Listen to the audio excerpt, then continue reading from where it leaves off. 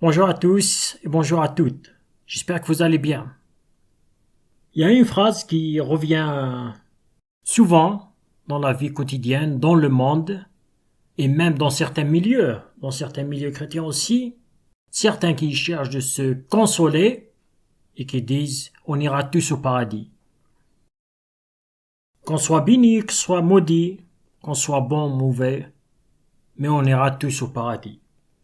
Cette phrase était un piège. Pourquoi? On va voir ensemble qu'en est-il réellement et qu'est-ce que dit la parole de Dieu par rapport à ça. Dire qu'on ira tous au paradis, c'est-à-dire tous les chemins mènent au paradis.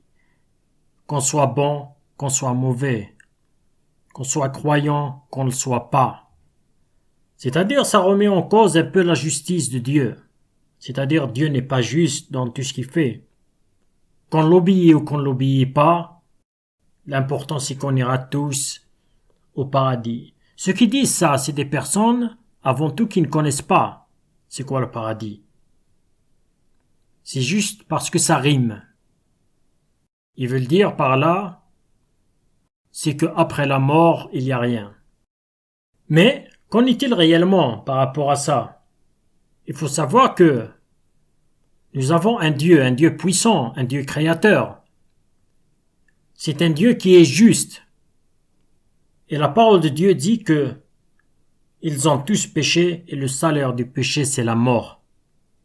Dans le livre de Daniel au chapitre 12 verset 2 qui dit « Plusieurs de ceux qui dorment dans la poussière de la terre se réveilleront, les uns pour la vie éternelle et les autres pour l'opprobre, pour la honte éternelle. » Il y a certaines versions qui disent pour l'horreur éternelle.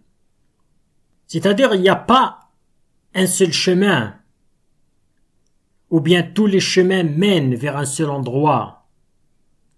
Mais dans la vie, il y a des choix à faire. Si c'est facile d'aller au paradis, déjà, c'est quoi le paradis? Le paradis, c'est près de Dieu, être près de Dieu. Et le contraire du paradis, c'est l'enfer, c'est d'être loin de Dieu. Adam et Ève étaient dans le jardin d'Éden. Ils étaient avec la présence de Dieu. Ils étaient tranquilles, ils étaient bien. Ils ont désobéi une fois. À cause de cette désobéissance qui a entaché leur vie, ils sont devenus pécheurs. Ils ont perdu ce privilège-là d'être avec la présence de Dieu. Ils ont été chassés. Combien de péchés avons-nous fait dans nos vies? Il faut les compter, ça se compte en milliers. Beaucoup. Depuis notre naissance. Des fois, on a pris un truc qui n'est pas à nous. Et quand on prend une chose qui n'est pas à nous, qui ne nous appartient pas, que ce soit enfant ou pas, ça s'appelle du vol. On a raconté une chose qui n'est pas vraie, c'est un mensonge. Et il y a beaucoup de péchés qu'on a fait avec des actes ou bien en pensée. Et c'est des choses qui nous séparent et qui nous entachent. Et cette tâche-là, on ne peut pas la trouver dans un endroit qui est saint, avec la présence de Dieu. À cause de ce point-là, de cette petite désobéissance qu'ont fait Adam et Ève, ils ont été chassés. Comment pouvons-nous entrer dans cette présence-là de Dieu, dans ce paradis-là, avec tous les péchés que nous avons faits dans nos vies? Donc ce n'est pas juste. La justice de Dieu, à travers cette phrase-là, qu'on ira tous au paradis, remet en cause toute la justice de Dieu. Ce que dit Jésus dans l'évangile de Jean, chapitre 14, verset 6, qui est le verset le plus connu, c'est que Jésus dit « Je suis le chemin de la vérité et de la vie, nul ne vient au Père que par moi. » Ce qui veut dire que pour aller vers le Père, vers ce lieu qu'on appelle le paradis, vers le royaume de Dieu, il faut passer par le seul chemin qui est le chemin de la vérité et de la vie, qui est Jésus-Christ.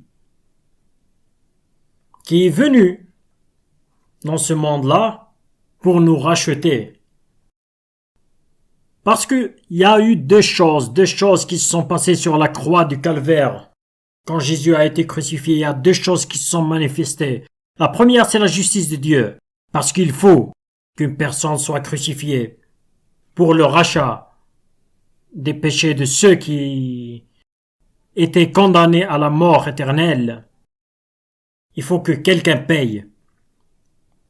Pour qu'on soit sauvé, nous, il faut que quelqu'un paye pour nous. Et c'est Jésus qui a donné sa vie sur la croix pour que nous soyons sauvés, pour que nous ayons ce privilège d'entrer dans le royaume de Dieu. Donc la justice de Dieu s'est manifestée sur la croix. Il y a eu un péché, il y a eu une crucifixion, il y a eu un sacrifice pour ces péchés-là. La deuxième chose, c'est l'amour de Dieu. Oui, l'amour de Dieu, ce sacrifice-là, Jésus a donné sa vie, c'est par amour pour nous. Par amour, il nous a donné cette deuxième chance de pouvoir être sauvés au lieu d'être condamnés. Au lieu de périr, il a donné sa vie pour nous. Dans Actes au chapitre 4, verset 12, il dit « Il n'y a de salut en aucun autre, car il y a sous le ciel aucun autre nom qu'il y ait été donné parmi les hommes par lequel nous devions être sauvés. » Oui, lui seul a pu nous racheter. Lui seul a pu donner sa vie pour nous, pour que nous puissions vivre.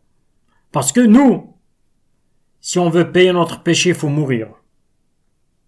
Et si on meurt, on ne peut pas vaincre la mort. On ne peut pas ressusciter nous-mêmes. Lui, il a vaincu la mort. Il est mort et il est ressuscité. Il a ce pouvoir-là. Il a donné sa vie pour nous. Si on ira tous au paradis, ce sacrifice ne sert à rien. Pourquoi sacrifier quelqu'un alors que tous iront au paradis? Ce n'est pas vraiment logique et ça remet tout en cause du sacrifice de notre Seigneur et de notre Sauveur Jésus-Christ. Dans Jean chapitre 3, au verset 16, il dit « Celui qui croit au Fils a la vie éternelle. Celui qui ne croit pas au Fils ne verra pas la vie, mais la colère de Dieu reste au contraire sur lui. » Oui, la foi en Christ, c'est la clé du ciel. Eh ben, on n'ira pas tous au paradis. On n'ira pas tous au paradis parce qu'il y a deux chemins. Soit on est avec Dieu, soit on ne l'est pas. Soit on marche sur le chemin de la vérité de la vie, soit on ne marche pas. Et ce n'est pas toutes les religions qui mènent au paradis, et ce n'est pas toutes les religions qui sauvent. Jésus n'a pas dit « Voici la vérité, voici le chemin », mais il a dit « Je suis le chemin, je suis la vérité », et c'est par lui qu'est la vie. Et c'est par lui qu'on ira au Père, et c'est par lui qu'on ira vers ce qu'on appelle le paradis, vers le royaume de Dieu, vers la vie éternelle. C'est par lui qu'on aura ce salut. Et sans lui, on ira vers un autre lieu. Un lieu plus ténébreux. Un lieu d'horreur. De honte éternelle, comme c'est dit dans le livre de Daniel au chapitre 12. Et on ira vers ce qu'on appelle l'enfer. Voilà. Il y a deux chemins. Soit avec Dieu, soit sans Dieu. Soit on est sauvé, soit on est perdu. Soit on ira au paradis, soit on ira en enfer. Le choix est à chacun d'entre nous. Dieu nous a donné le choix de choisir notre destinée, de choisir notre chemin. On ne peut pas se sauver par soi-même. Parce qu'on est pécheur. On a cette tâche de péché. Même si c'est un petit péché, mais on l'a, ça entache tout. Avec cette tâche-là, on ne peut pas rentrer dans un lieu saint. On ne peut pas rentrer dans un lieu saint. Et cette petite tâche doit s'effacer. Et elle s'effacera qu'avec Jésus-Christ qui a donné sa vie pour nous. Elle est morte sur la croix pour sauver qui? Les pécheurs. Mais les pécheurs qui ont accepté ce sacrifice-là, qui ont accepté ce prix payé. Parce que si on ne l'a pas accepté, on ne pourra pas être justifié. On ne pourra pas être innocenté. On sera toujours condamné. Et il y a ce péché-là qui va nous condamner. Le jour du jugement, il y a ce péché-là qui va revenir, qui va nous condamner. Parce qu'on n'a pas accepté le prix qui a été payé pour nous racheter, pour nous laver de ce péché-là. Voilà. Donc cette phrase-là, que certains, beaucoup de libertins, qui sont pour le libéralisme, tout cela, libéralisme religieux, libéralisme de pensée, on est ouvert à tout, veulent nous mettre dans un piège. Un piège, c'est de mettre la parole de Dieu, la véritable parole de côté, et de dire, on s'en fout, on ira tous au paradis, qu'on soit bon ou mauvais, on sera tous sauvés. Qu'on soit béni ou maudit, peu importe, mais ça marche pas comme ça avec Dieu. Dieu est bon, Dieu est amour, certes, mais Dieu est juste. Et sa justice se manifestera toujours et éternellement, comme elle s'est manifestée depuis la création, comme elle s'est manifestée avec Adam et Ève, comme elle s'est manifestée avec Moïse, avec tous les prophètes, et qu'elle se manifestera éternellement. Dieu est juste, et sa justice est éternelle. On ne peut pas la remettre en cause. Voilà donc, qu'est-ce qu'il en est?